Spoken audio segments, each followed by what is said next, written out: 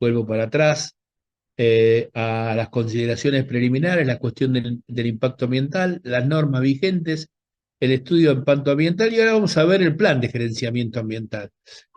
Esto no es un curso muy intensivo, es más que nada un vademecum. Ustedes conocen la expresión vademecum, es donde los médicos tienen todos los elementos, todos los medicamentos que se fabrican, su composición, su cantidad, su gramaje, para qué sirven. Esta es un poco la idea de esta reunión. Quizás el año que viene se llame Vademecum Ambiental, donde vamos a hablar de los 4 o 5 temas fundamentales y estamos hablando, y uno de los temas fundamentales es el plan de gerenciamiento ambiental, porque básicamente todo es una cuestión de comunicación. ¿Mm? Este gráfico donde están las energías y los datos de una computadora, en realidad pasan lo mismo en la ejecución de una obra y pasan lo mismo en la necesidad de reflexionar sobre la cuestión. Ahora bien, ¿qué es un plan de gestión ambiental? Un plan de gerenciamiento o gestión ambiental es un instrumento compuesto por varios elementos, 5 en específico: los programas y subprogramas de acción, los roles y las responsabilidades, la capacitación necesaria para el conocimiento del plan, el monitoreo y el control y el plan de acción frente a contingencias que puedan producirse. Por ejemplo, vieron que me gusta un poco el estudio de casos, por ejemplo, el caso de un derrame de hormigón que puede tapar una alcantarilla. ¿Mm? Típico problema en la ejecución de una obra. Entonces, uno construye una ficha.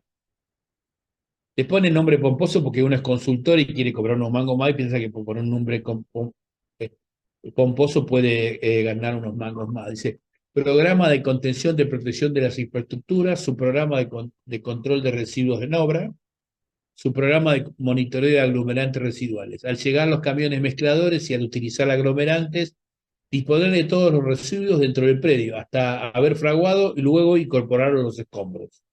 ¿Mm? Algo que no hacemos. Los responsables son el jefe de obra, el supervisor, los capataces y todo lo que en esa obra especifiquen. Hay que instruir a los capataces y verificar que esto se produzca una vez por semana. No significa que controles todo, sino que una vez por semana te fijes. Ahora bien, verificar semanalmente las alcantarillas y el cargo de panel de control, porque esta es una obra que tenía panel de control. ¿Qué pasa si se produce el derrame igual? Sería el plan de contingencia. ¿Está? Programa, ¿cómo se llama? ¿Quién es el rol responsable? ¿Qué es la capacitación? ¿Qué es el monitoreo y control? ¿Y qué es el plan de gestión? Bueno, hay que contener el derrame con arena. Haces un cerquito alrededor. Limpiar todo lo posible sin incorporar agua. Y si incorpora agua, solo 300 litros. ¿Está? Este es un ejemplo muy sencillo de una situación absolutamente graficada, muy conocida y muy tradicional en la obra. Que sobre hormigón o que se derrame cuando uno llena. ¿Cuesta más trabajo? No, es nada más que organizarlo de otra manera. ¿Es más caro? No, solamente un poquito de arena. ¿Es mejor? Sí. ¿Está? Un pequeño ejemplo de que algo que podemos hacer mañana en la obra. Ya, mañana lo podemos hacer. ¿Mm? Para entonces, ¿qué es un plan de gestión ambiental? Hay procesos productivos instalados, como el que vimos. ¿Mm? Hay una obra y hay la necesidad de incorporar mecanismos de gestión ambiental, que es el plan de gerenciamiento. ¿Para qué? Para que los procesos productivos sean propicios a la sustentabilidad, mejoren en la lógica que establecimos desde un principio de la reunión. ¿Está? Yo le digo lo que hay que hacer para no dañar el medio ambiente. ¿Sí? En esto hay miles de planes de gestiones y tiene que ver con la envergadura de la obra, ¿estamos de acuerdo? La envergadura de la obra, quizás en una obra pequeña escala, pasarías a una segunda instancia, que es lo que llamamos eh, las buenas prácticas ambientales. Ahí preguntan, Hernán, si activaste la grabación.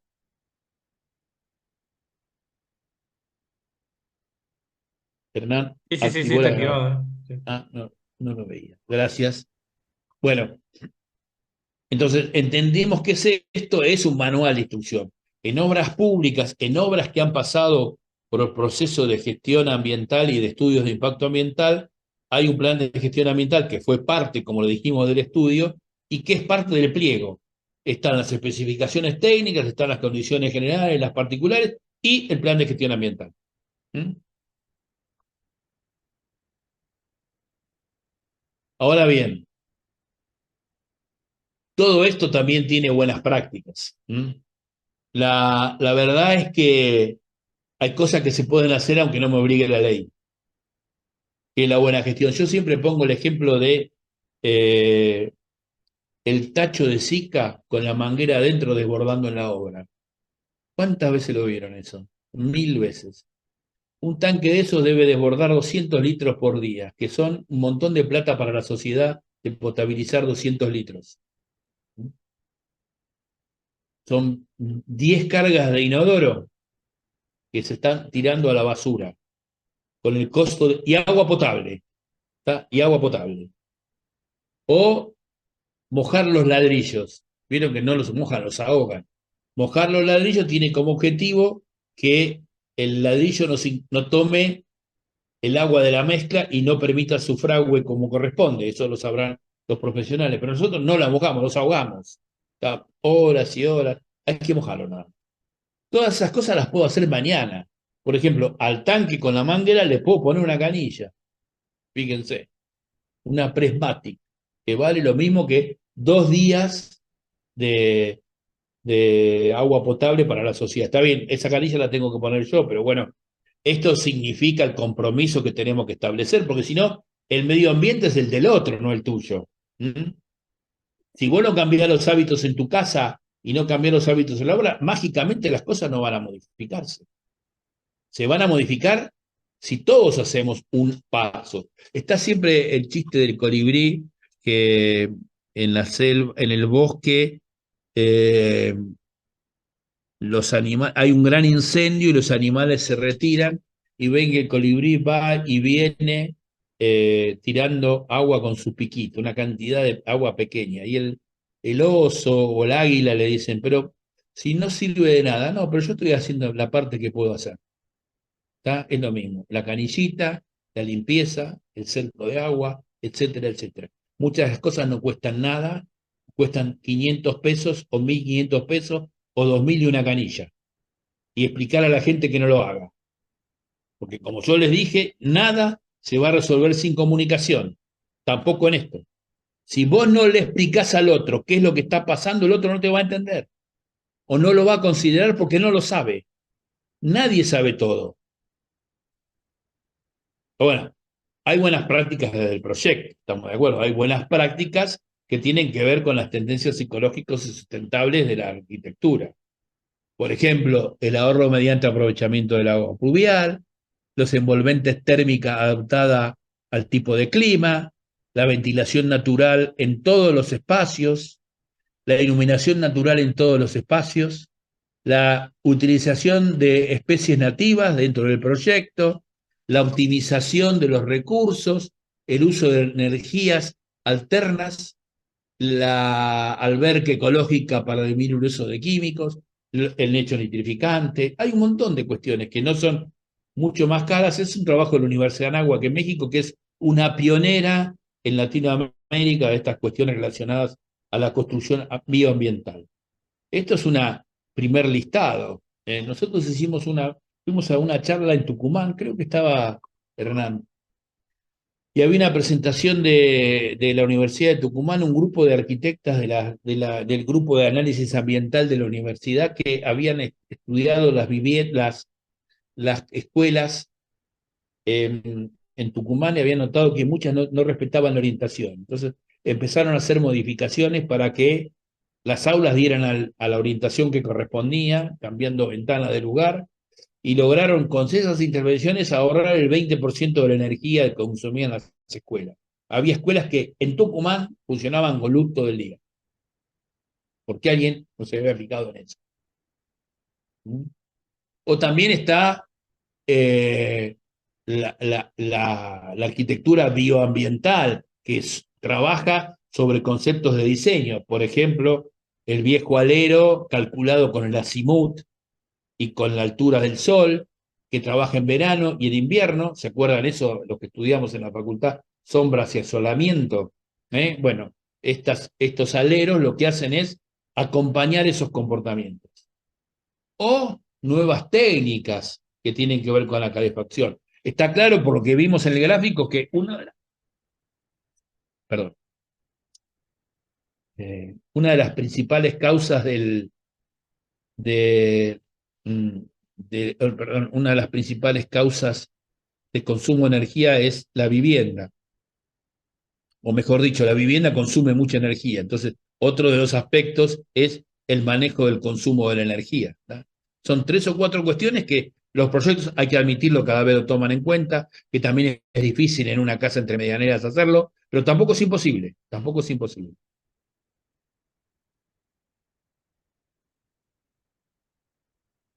Y esto nos lleva a un concepto que se está instalando, que es el de la permacultura. Permacultura son 2 ecologistas australianos, David Holmer y Bill Mollison, que acuñaron por primera vez esto en el 78. Que para Morrison la permacultura es la filosofía de trabajar con y no en contra de la naturaleza, luego de una observación prolongada y reflexiva. No es nada difícil. Yo siempre digo, en la facultad de arquitectura, para los que son arquitectos, que veo que son muchos, en diseño 4 y 5 nos hacen hacer un estadio de fútbol de 45.000 personas con una estación de subte abajo y 2 centros comerciales. Y nosotros lo hacemos. Y más o menos sale. ¿Cómo no vamos a poder organizar un proceso productivo mucho menor o una casita de 150 metros? ¿Tá? Entonces, lo que tenés que hacer es observar, pensar, consultar. No va a salir solo.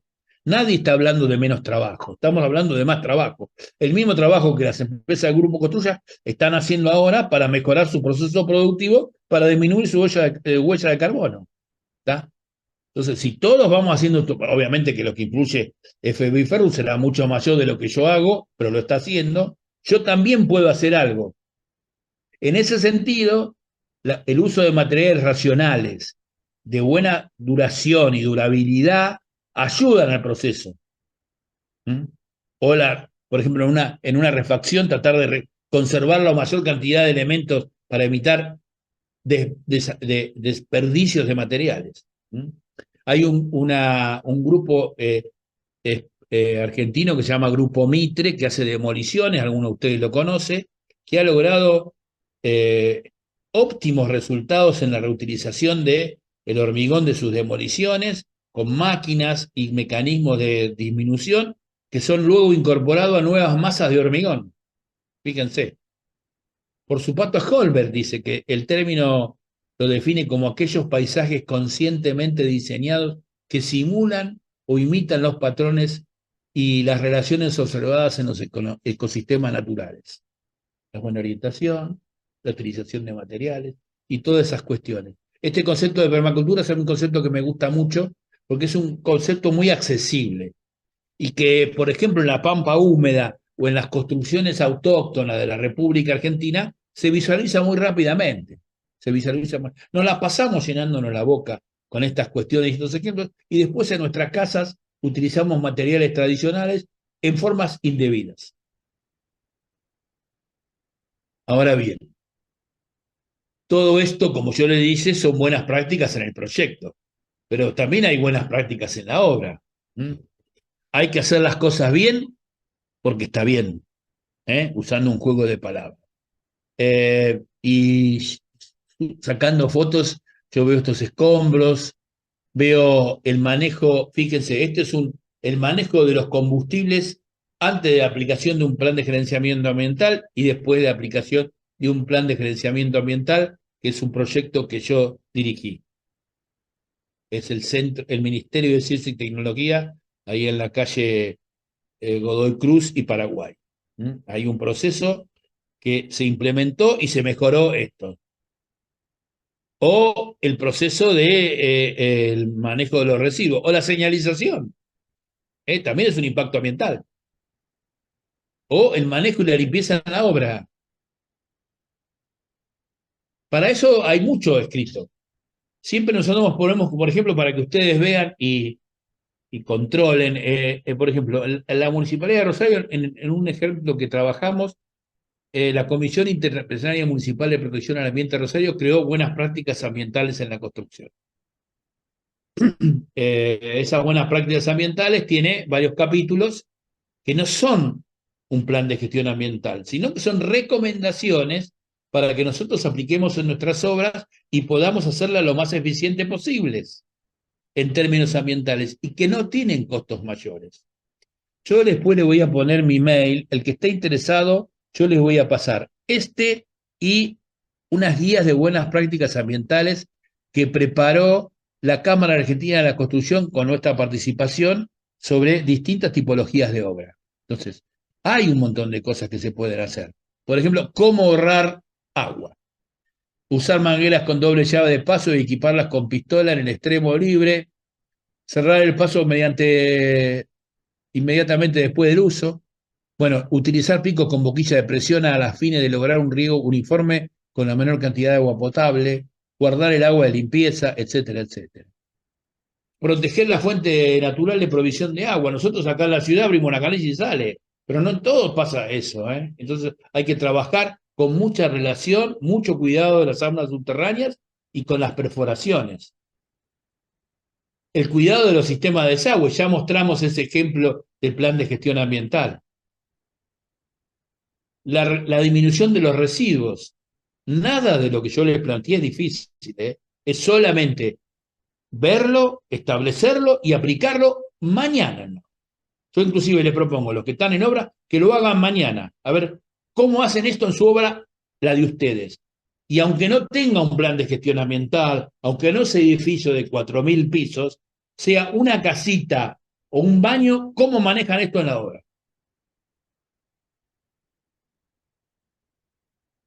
Reducción del consumo de recursos, el pastón, no hacer de más, cuidarlo, guardarlo, limpiar las máquinas, la emisiones del aire, limpiar la máquina. Si, pero tanto total la limpio mañana. No, no limpiar la máquina significa que aumento la erosión de los mecanismos, impido el buen rodamiento de los mismos y consumo más energía. Una pelotudez, sí. ¿Es un colibrí? Sí. Pero es 1.000.000 de colibrí. Somos 20, 30 en el curso, 20 o 30 lo podemos hacer. Entonces, también tengo las buenas prácticas. Hicimos 3 módulos. El de obras públicas, obras extraurbanas y edificios multifamiliares. Ahora estamos ejecutando uno para viviendas familiares.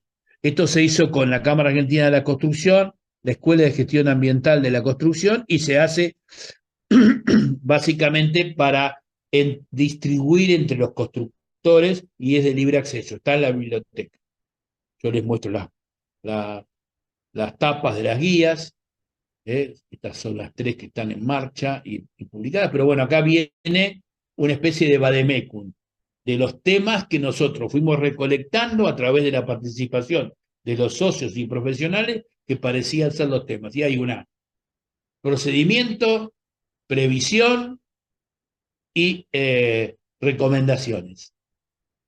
La idea es que vayamos haciendo distintas emisiones y que, por ejemplo, ustedes lo vean y nos hagan llegar sus comentarios o digan, a mí me pasó esto, que es lo que hacemos, y lo resolví de esta manera. Entonces yo le digo, no, mira, te conviene hacerlo así, así, y de esta manera, y lo incorporamos después a una buena parte. ¿Mm? No voy a leer todas las fichas, son más de 200 fichas, pero como les ven, ahí hay una bitácora donde yo registro y llevo adelante este proceso. Acá lo van a ver, si ustedes ven, en la página de la Cámara Argentina de la Construcción, entran a la Biblioteca Camarco y van a entrar a Buenas Prácticas Ambientales y van a poder bajar los 3 fascículos. Ahora bien, ¿qué es este mecanismo ambiental?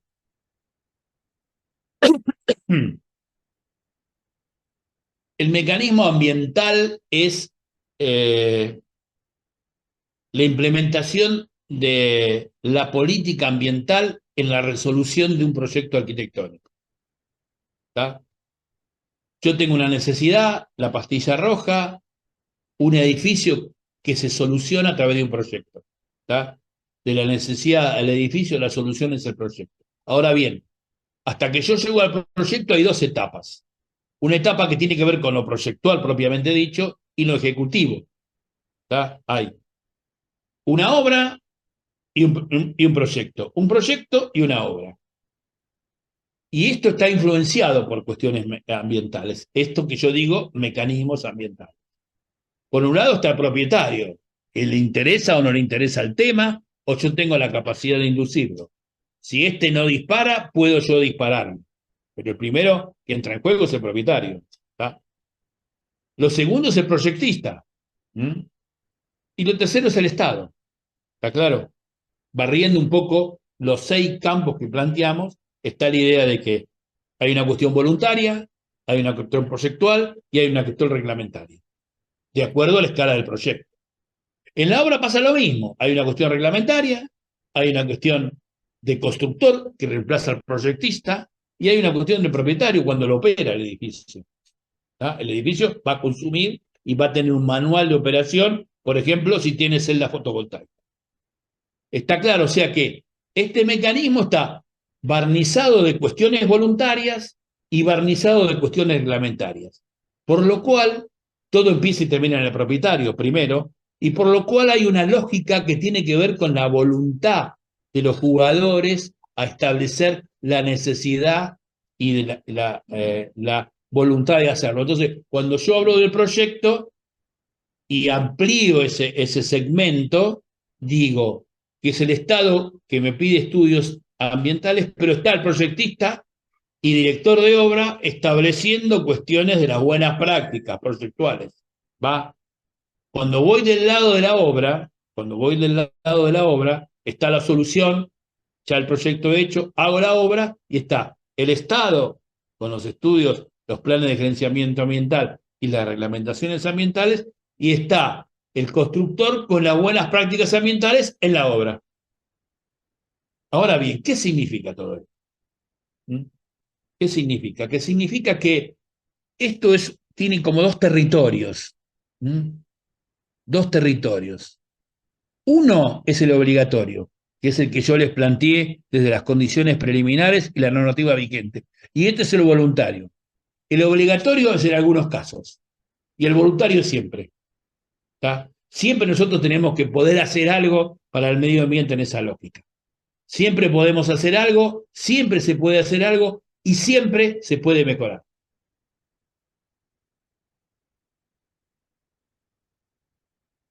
Bueno, entonces, para ir cerrando, probablemente esperaban un poco más de reunión. La verdad que mi condición física ya me pide ir a la cama. No quiero exagerar, pero estoy haciendo un poquito de esfuerzo para poder terminar. Espero que no se note mucho. Ahora bien, ¿cómo está la cosa ahora? Después abrimos el debate, y charlamos.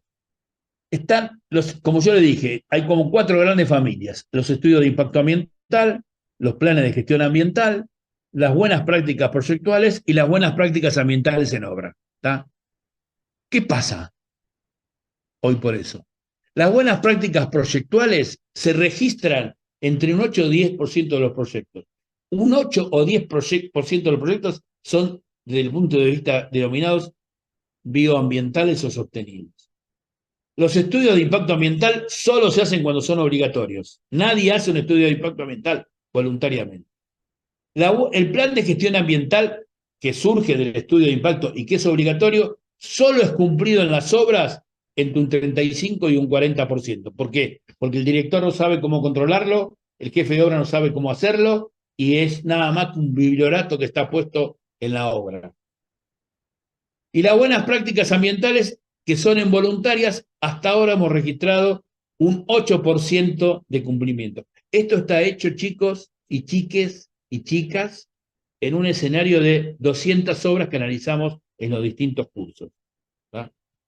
Como yo les preguntaba en un curso que doy, ¿quiénes participan de procesos ambientales? En 50 alumnos, solo el 10%.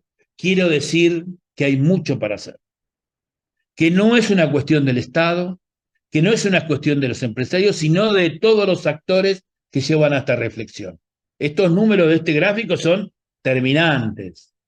Indican claramente que podíamos mejorar de un 10 a un 20, a un 25% a la llegada de la Agenda 21, darle bola a los planes de gestión ambiental y si no, consultar a alguien que nos ayude, que nos pueda ayudar a completar esto, e intentar implementar buenas prácticas ambientales con estas pequeñas guías que nosotros hemos presentado hoy en la reunión.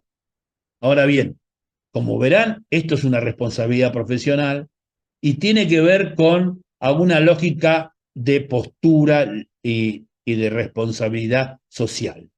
Ahora, vamos a concluyendo